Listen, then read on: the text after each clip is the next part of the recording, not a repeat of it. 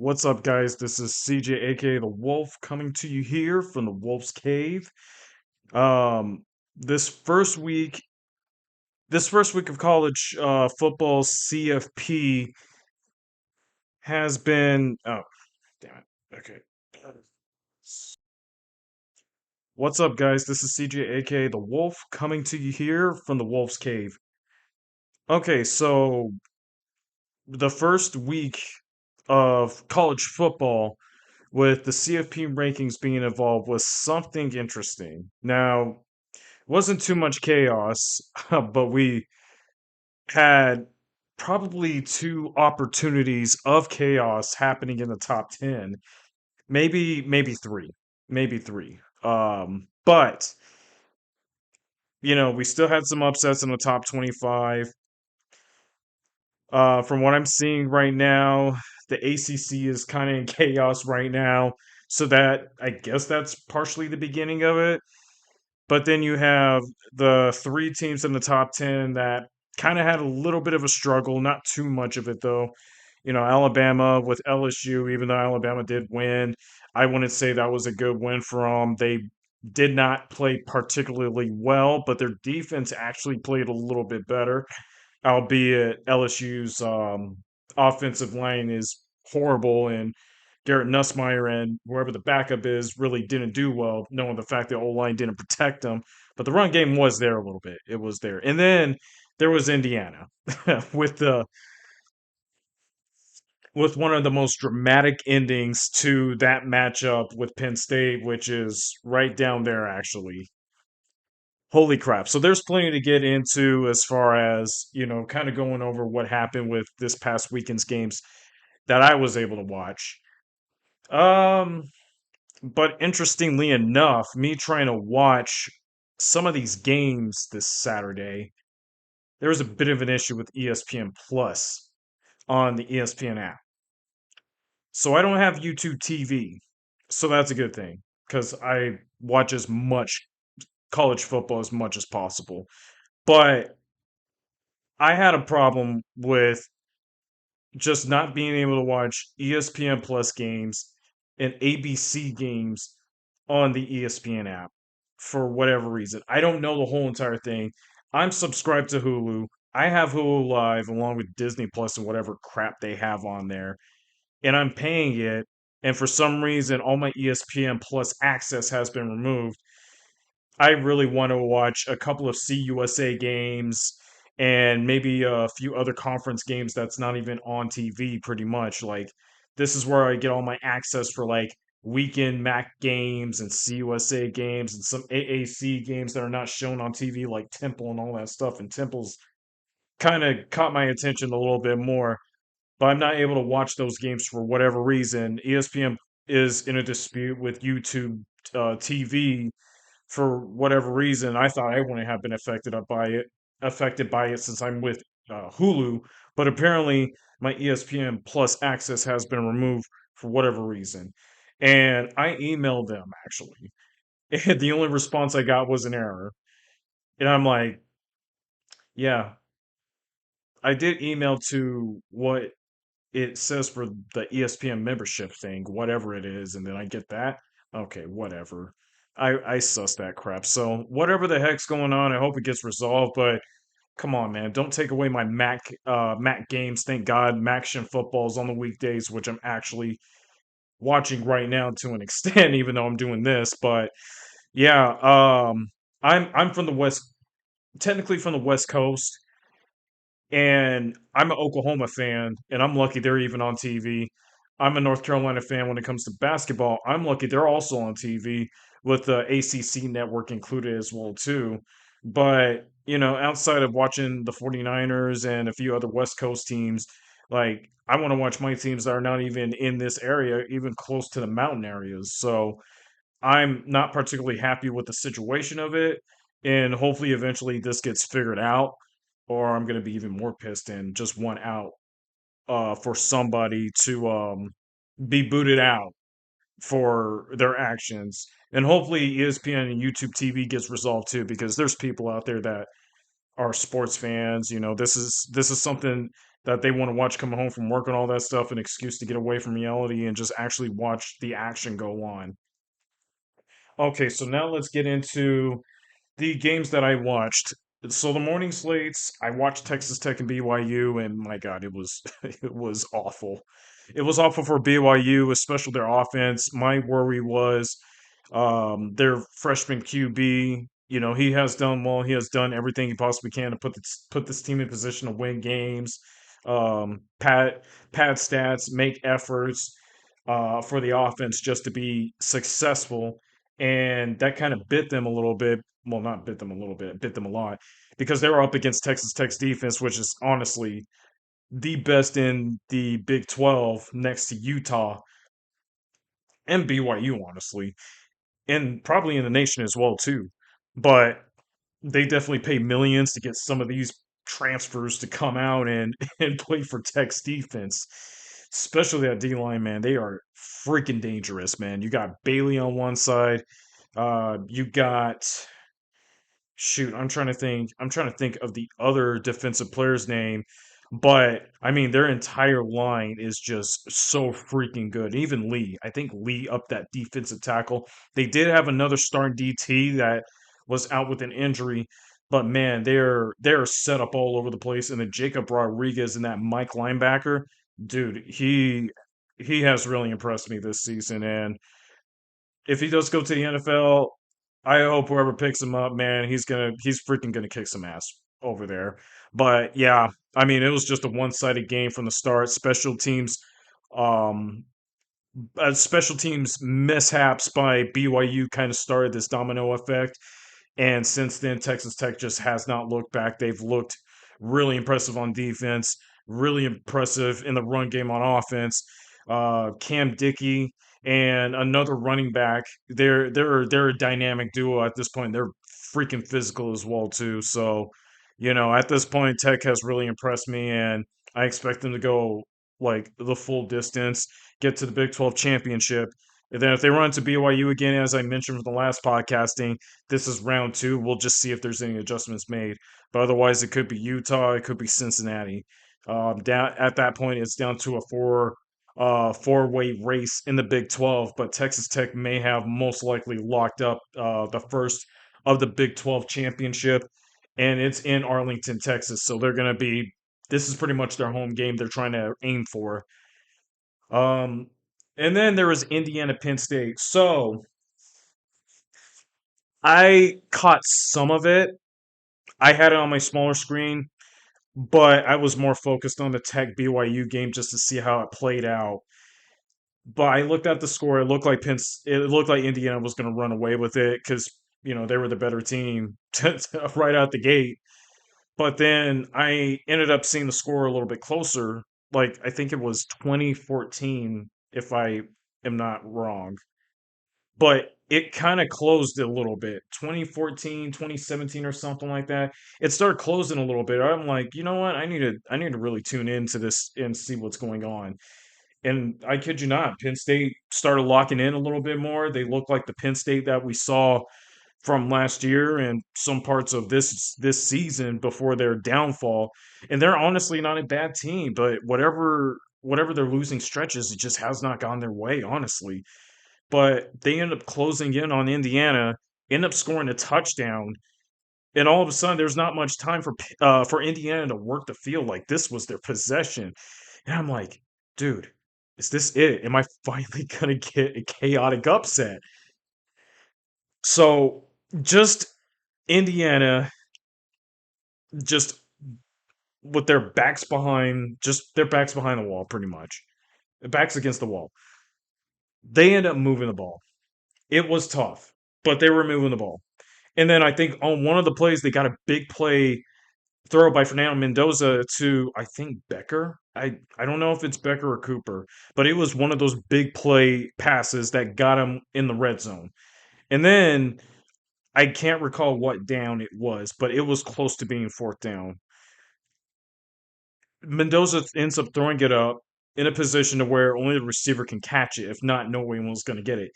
And I see Omar Cooper go up for that ball and come down with it and go out of bounds. But I was kind of like looking at the legs and stuff. I'm like, dude, did he tap? Did he tap? Because nobody knew what was happening. Like it looked like it was most likely incomplete. Not too sure, but I was thinking it might be a touchdown. And lo and behold, it was a touchdown. I'm like, he got the toe tap. Holy crap, man. And they went back to the replay and everything just to see. And I mean, the broadcasters like Joe Klatt, dude, I he was amazed. I was freaking amazed at this. It's like, holy crap, man. When they needed it, they got it. Mendoza went for it. Omar came up and down with it. Like, dude, holy crap. That was such a dramatical game. And Penn State was this close to getting this huge upset and ending their skid. And that happens. And it was just so disappointing for him, man. Like, it was such a great game. I really wanted this chaos, but looking at that, like, dude, I give props to Indiana because usually we don't know who Indiana is, except we know they're dominant. But it's just like when it comes to these games, to where it you just gotta have it when it's close. They pulled through. They've done it again. I mean, against Oregon in a close game, they're able to come through. Iowa, they were able to come through, and now Penn State, when they were trailing and they had their backs against the wall, they came through and they pulled it off. So congrats to Indiana on that huge win. They honestly they shouldn't have a problem going forward for the rest of the season. I mean, they got Wisconsin who upset Washington, and that was such a messy game. But they should be able to get past their schedule, but they do have Purdue. We don't know what's going to happen. Purdue plays, but they get, but it's just not enough. So I don't know. I really don't know. All I know is Indiana has a lot in front of them. They should be able to clear out their schedule. But let's see what happens against their in-state rival Purdue, and see what happens against the defensive-minded Wisconsin. Speaking of Wisconsin, hate to get away from Oregon. I will get to them in a moment. They upset of Washington. I assumed Washington was going to clear things out. I knew Wisconsin had a good defense, but their offense wasn't that productive. But they did enough to where when they had the lead on them, they made so much complicated for Demon Williams and the rest of the guys.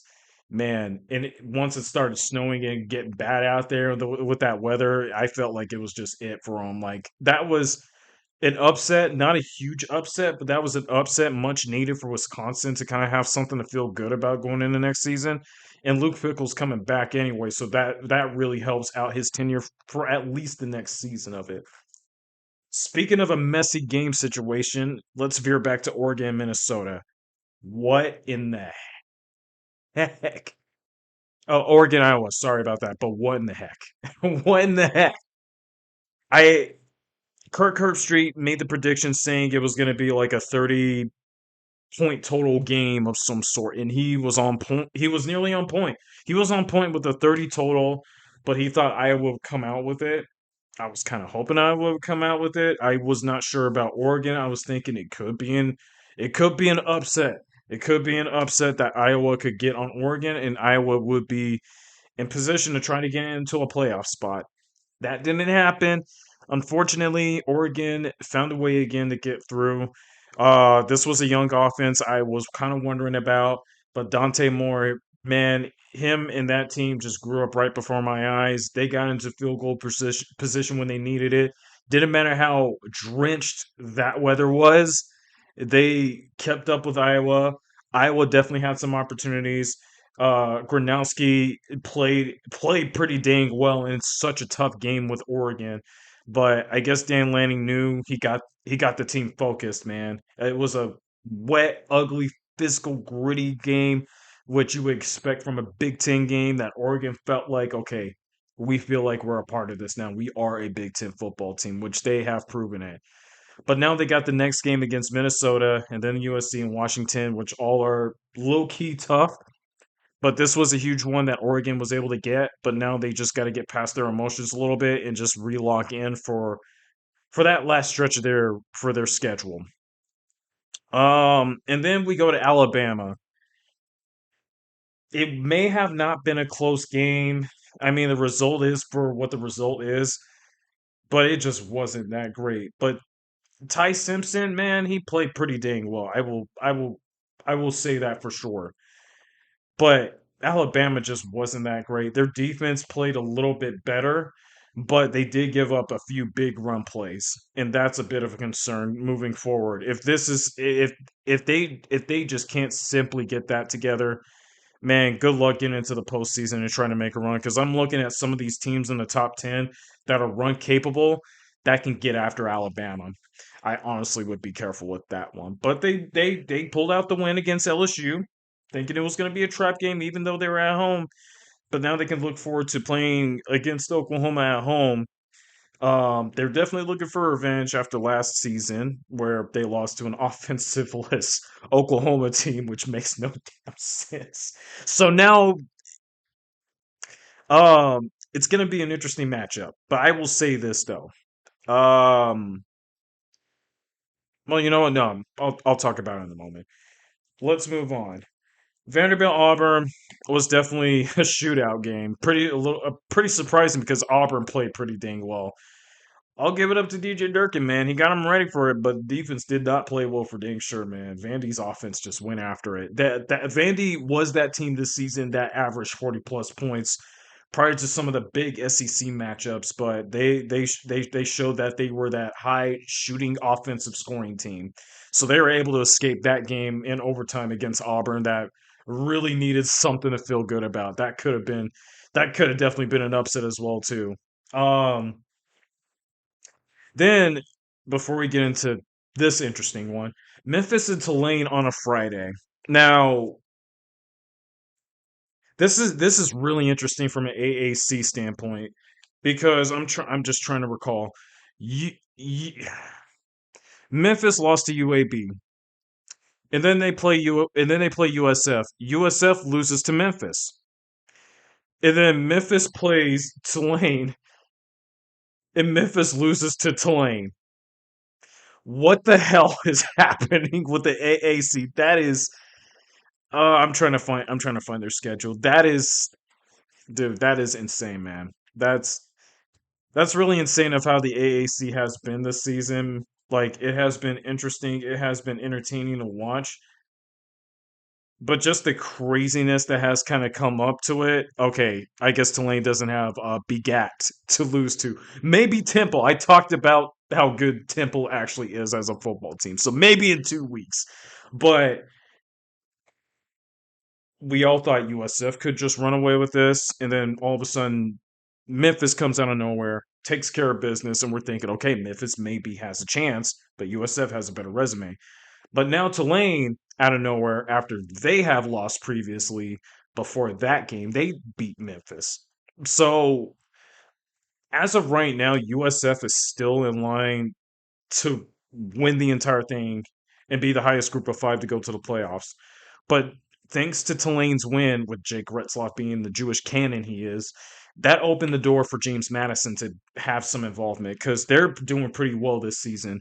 But they got App State this weekend, and that's going to be a tough one for them. They have not beaten App State, I think, in 2 seasons now.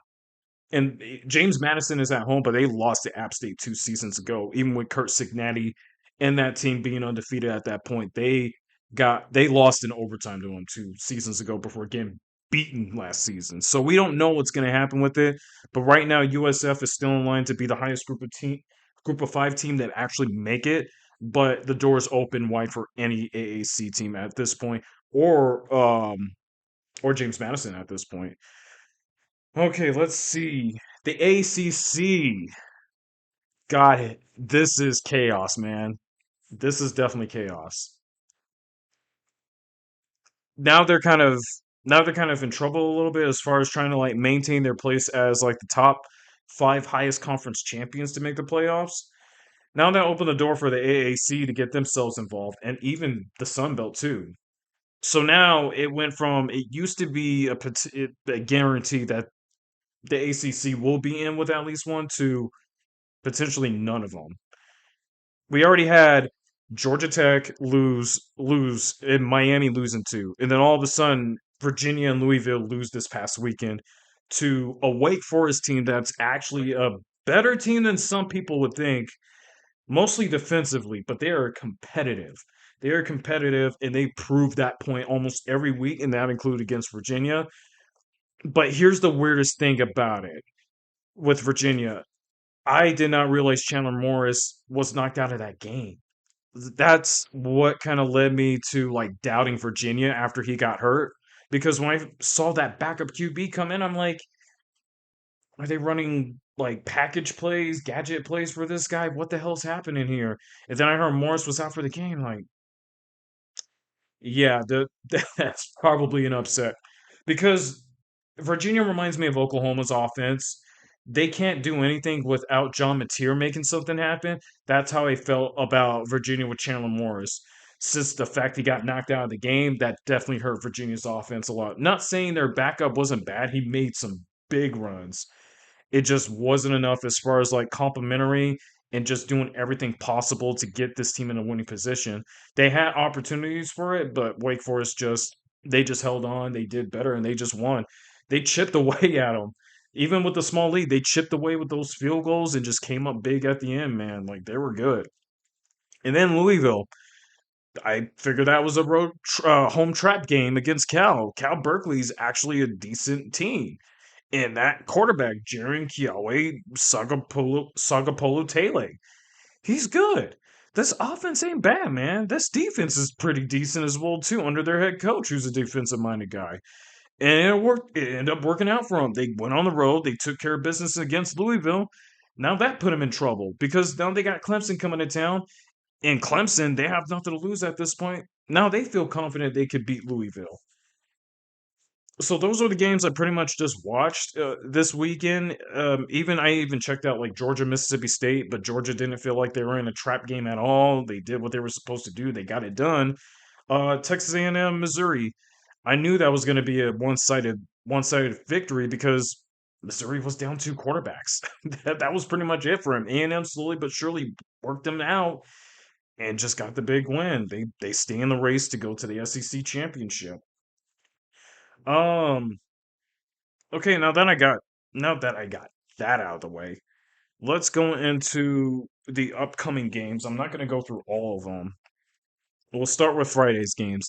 As I said before, Clemson Louisville, I feel like this is a game Louisville has to bounce back from. They Funny thing about it is they got their first win against Clemson last year, all time. They've never beaten Clemson in history until last season. They could get them again, but with how they performed last week, I think this boosts Clemson's confidence and this worries Louisville a whole lot. I feel like Louisville's under a lot of pressure to try to be into that, trying to get into the ACC championship as one of the top two teams to even get there. I feel like it's going to be much harder for them. I won't be surprised if Clemson somehow comes out and wins. Can I call it an upset?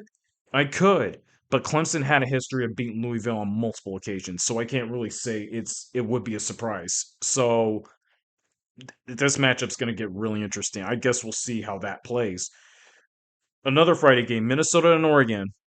Oregon got the big victory against Iowa, but how do they feel coming out of that? They're back at home. Minnesota goes over to Oregon for the first time ever. They've never been to Oregon, but they have played Oregon.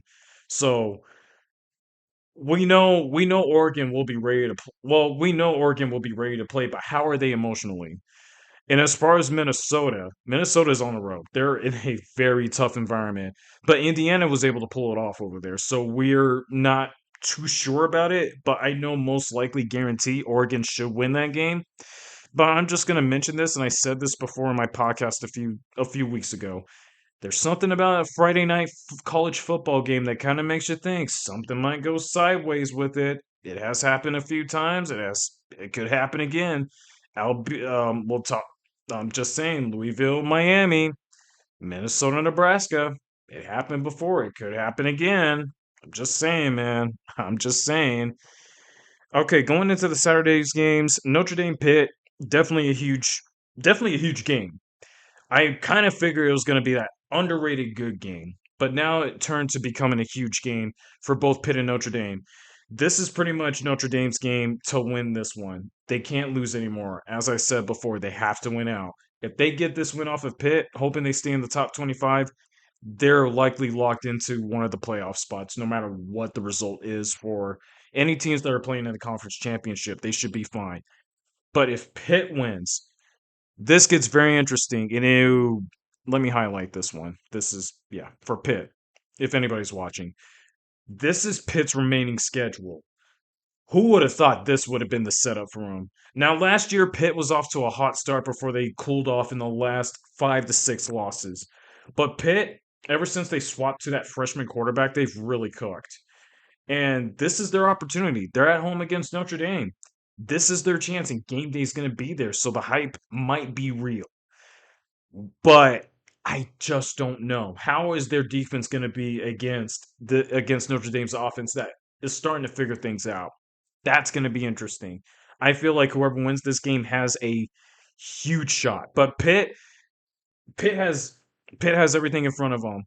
Against Georgia Tech, that's trying to look for a bounce back and get themselves into the ACC title game. They feel like they're under pressure. And then Miami, who has kind of skidded down in November. So, and Pitt has beat Miami before when Miami was in a good spot before. So, this is going to be an interesting ending to this, but it all comes down to who wins this one. That's going to most likely be in a great spot.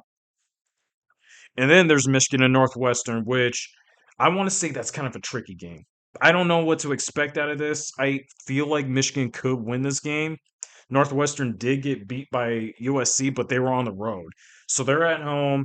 They know Michigan is ranked. They know Michigan is trying to get to that Ohio State game, even though they do have Maryland in front of them. Yeah.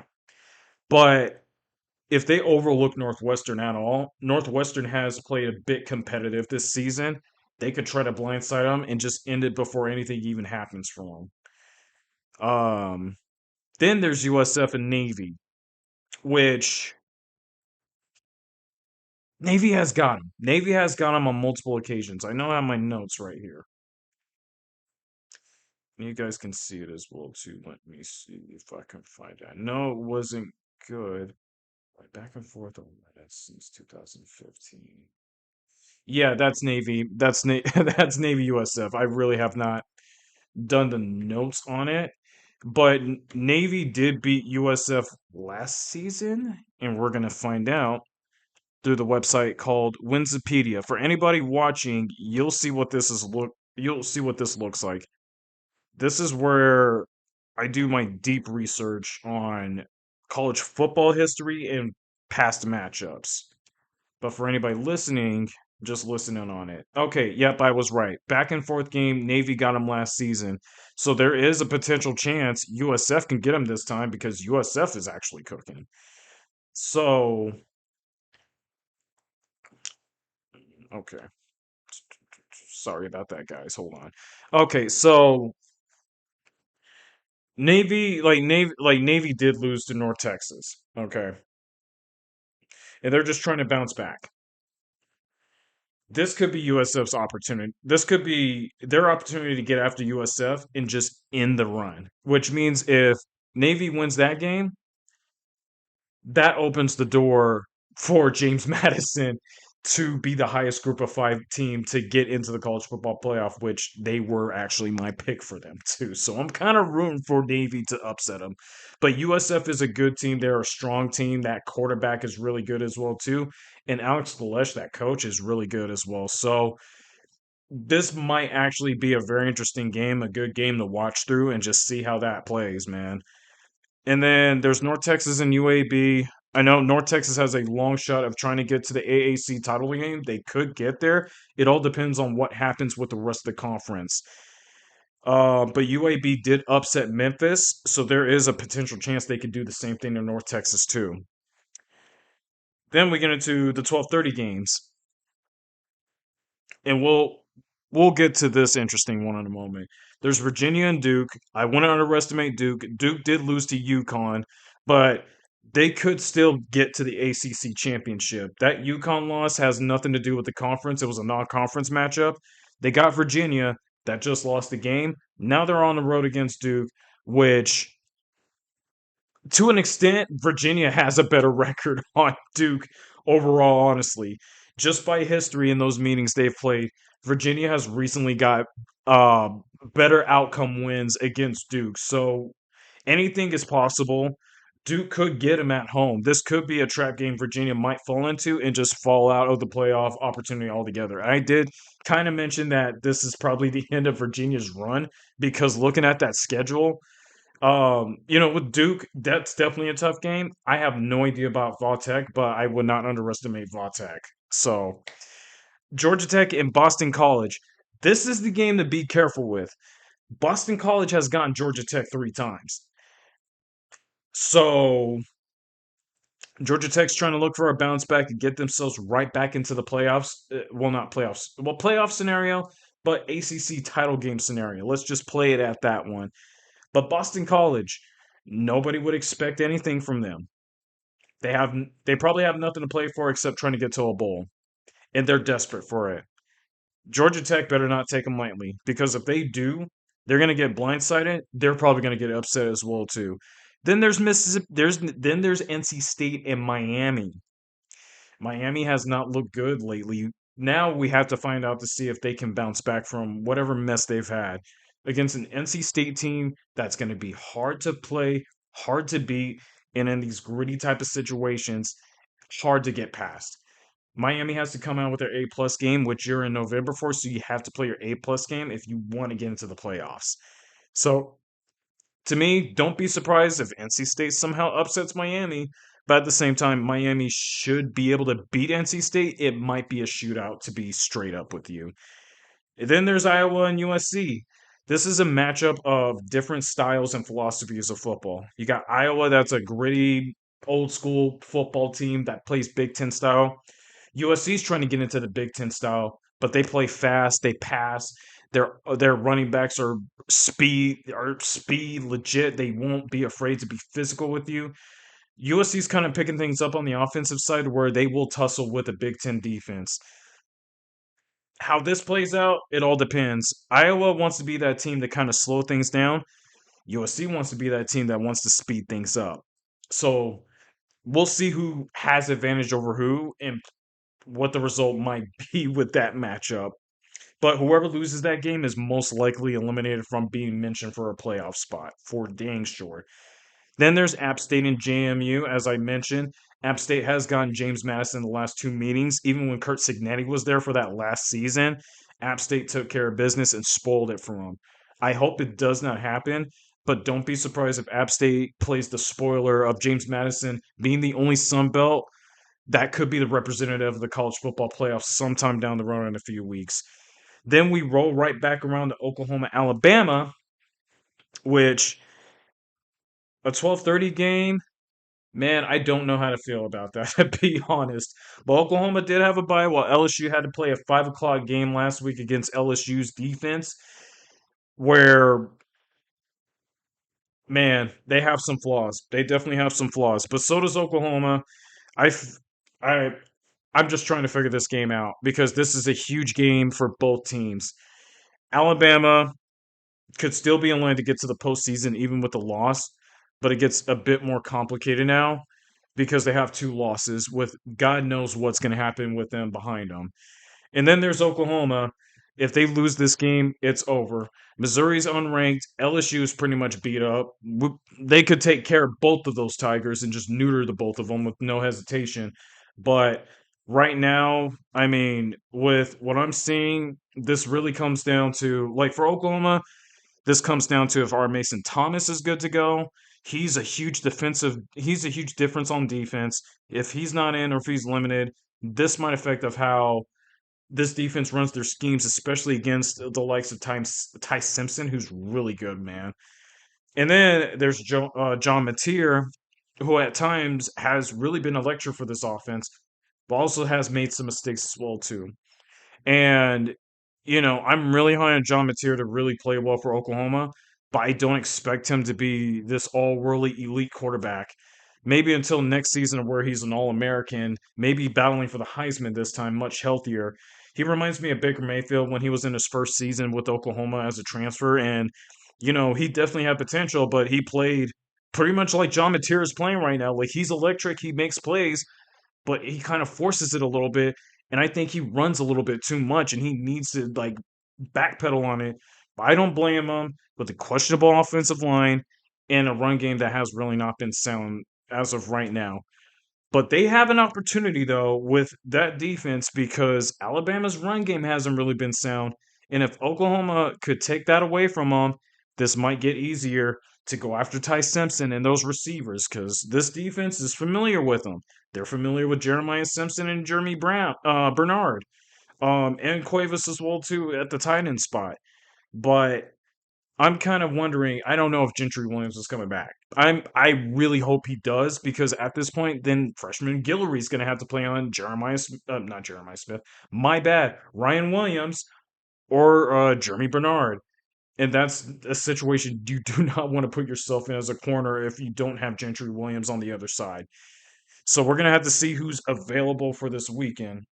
And then the 1:30 game, there's North Carolina Wake Forest. Wake Forest came off a huge win. They're technically still alive for the ACC unless the teams in front of them went out. Otherwise, I can't take North Carolina lightly. I think they're starting to try to figure things out a little bit of who they are as a team under Bill Belichick. This could be a low-scoring, close game that could work in North Carolina's favor a little bit because to me, I think their offense is just slightly better than Wake Forest's offense.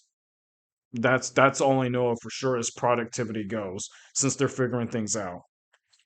Then we get into the 4 o'clock games. Florida against Ole Miss. Ole Miss should be able to take care of Florida, but Florida has won the last 3 games against Ole Miss. But prior to that, before like after 2000, before after 2008, Ole Miss got Florida. I think three, 3 or 4 of the yeah 3 of the last 4 times.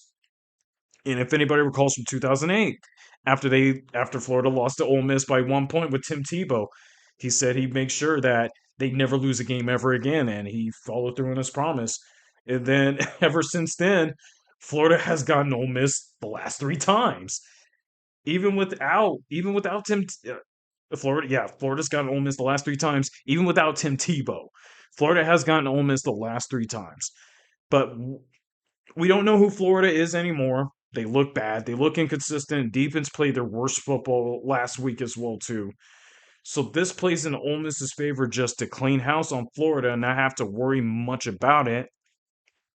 But I don't know. Anything can happen. Anything can happen. Just the fact Ole Miss has a lot in front of them that can work in their favor without even having to play in an SEC championship. They can just go on an automatic bye and just be ready for the postseason, whether they are at home or on the road. They got a lot good in front of them as long as they play their game. Then there's Utah Baylor. I don't know what to expect from the Baylor game. Utah's over there. Utah beat Baylor since they got into the Big 12. They have not lost a meeting against them. They are on the road, though. It's a bit tricky.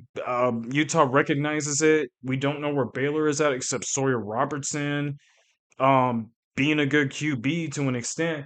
But after that, what else? What else is there? Their run defense is not good. Utah can run the hell out of their run game with their quarterback too. It could be a close game if Baylor can slow things down somehow and figure things out against the run offense, or they're going to get their ass beat because Utah has beat everybody's ass that wasn't Texas Tech or BYU. We don't know. We don't know with that game. Then we get into the 4:30 p.m. games with UCLA and Ohio State. It feels like Ohio State can run away with this. They do recognize Nico Iamaleava when Ohio State played Tennessee last time. But I have a feeling I think Ohio State's going to run away with this game. But maybe Nico may have learned something from him, and maybe they might play better. I don't know. But good luck against that defense, though. Then there's Texas and Georgia. That game is definitely something I'm going to watch. Texas owned Georgia 4 out of the last 5 games before hitting the SEC. Ever since they got in the SEC, they lost the last 2 in one season, the regular season and the SEC championship. But Texas did have opportunities to get into Georgia. And here's another. I don't know if I have that one. I think I do. But I remember the last 3 losses that Texas had against Georgia, they failed to score 20 points. And let me see if my notes are true. Yes, they have. Texas is 0-3 when they fail to score 20 points. So what's their goal in this matchup? You got to score 20 plus points. However, there's a problem with that. Their offense has not been consistent. Okay, they scored 45, they scored what, 45, 30 plus points against Vanderbilt? Okay, yeah, cool, that's fine. But they have really not been consistent against anybody, especially on the offensive side. I mean, they scored 23 points on Oklahoma, but John Mateer was beat up playing that game. So it didn't really matter at this point. Texas really needs to come in locked in. We know their defense is going to come out playing their best football against Georgia. This might be a close, low scoring game to start things out. I mean, Georgia's offense is good. They have proven it on multiple occasions.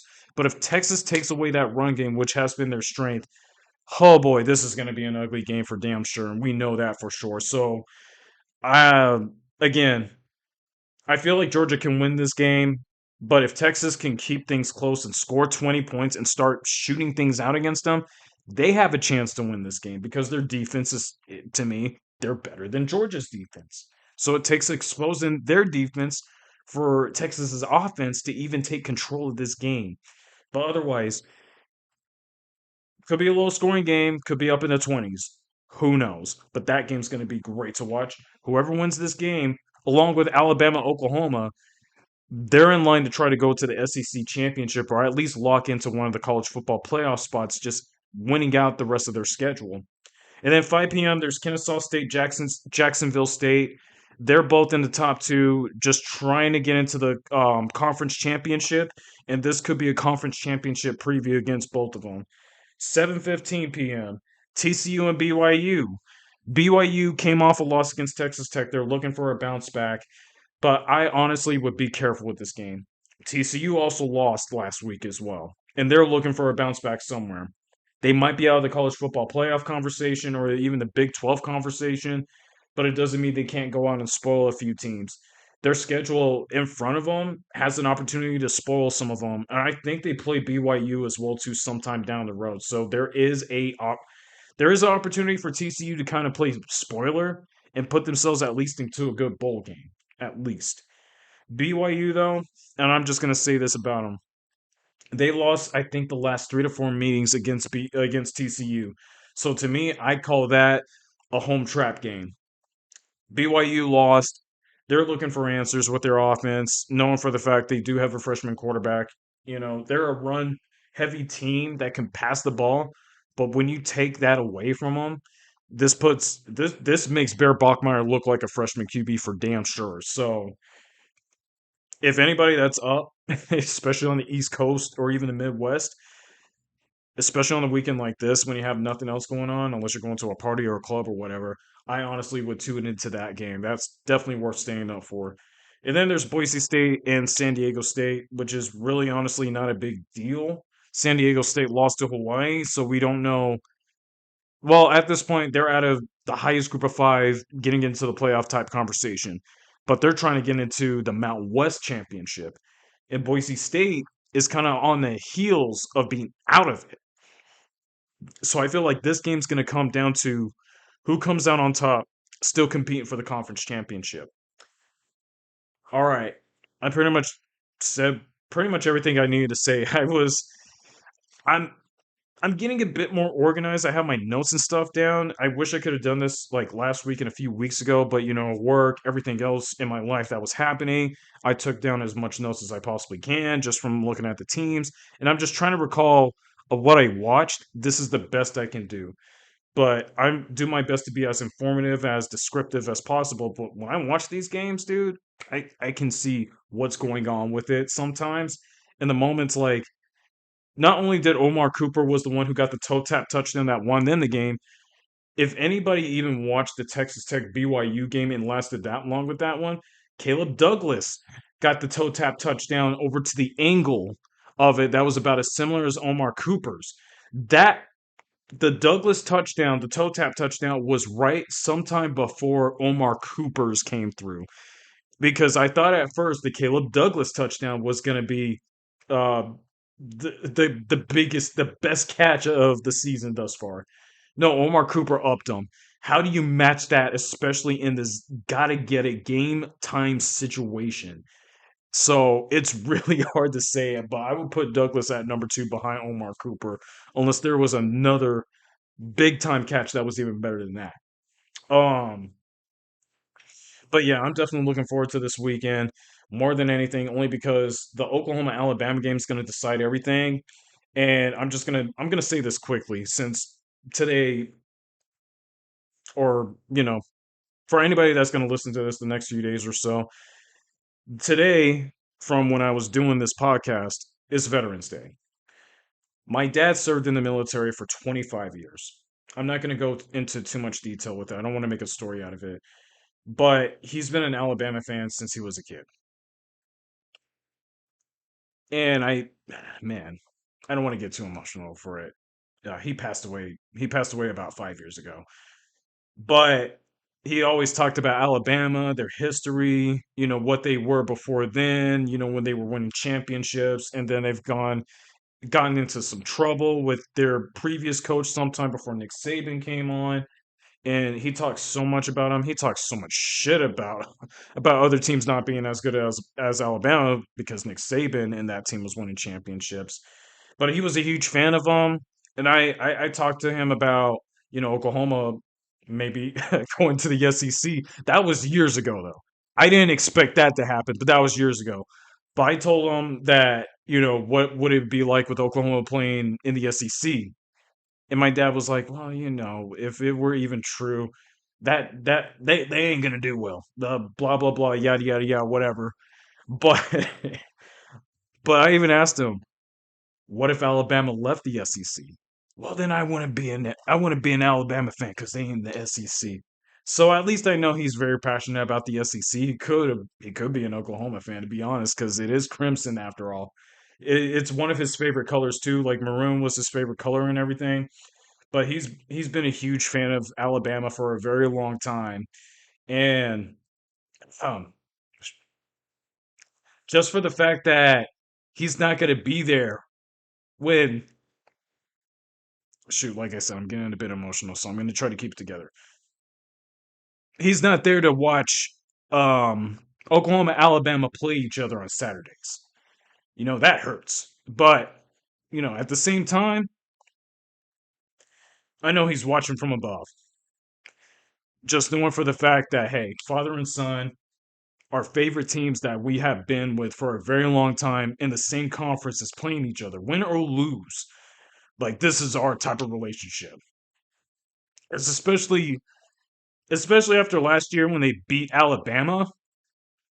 You know how people go to the grave and just, be respectful of their family member that might be in the grave, something like that, celebrate them, mourn them, or something like that. I was doing that, but I was also talking crap to him. I talked crap to him about, hey, so what about Alabama against Oklahoma last year with no offense, and you lose to us. You lose to us. I talked so much shit to him in his grave, and I know some people might take it the wrong way. But you weren't around. But if you were around with me and my dad talking shit when it comes to college football and the NFL, this is our type of relationship, and I miss that. But sorry, guys. But I appreciate his service for 25 plus years to defend this country, for being a good husband to my mom, and being a good father to me and my siblings. So yeah, sorry guys.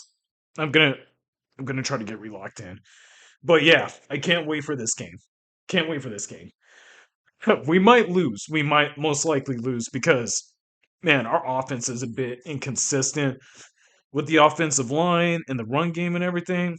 But you know what? We're just going to see if John Mateer can get things going. If he can get things going, this can open up the offense a little bit, and this could put Alabama's defense in a lot of trouble to where even the run can start opening up. Because if anybody knows about Alabama's history, they've had struggles against running quarterbacks, and we got a running quarterback. And we also had a running quarterback last year in Jackson Arnold, who also punished that Alabama defense. So I expect Hopefully the same thing from them. If Oklahoma somehow pulls off this win, man, we can really run into the schedule. Okay, getting past the college football stuff, let's talk about let's talk about the NFL a little bit. I'm not gonna get too much into it. It's just a lot. Dude, what what was this past weekend?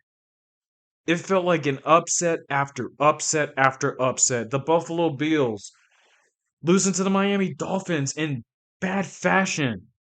Who else? Jets being the Browns, but I'm like Jets special teams and to an extent the offense and then the defense when they got rid of pretty much their key players and I was thinking, okay, easy Browns victory, but all of a sudden the Jets come out winning.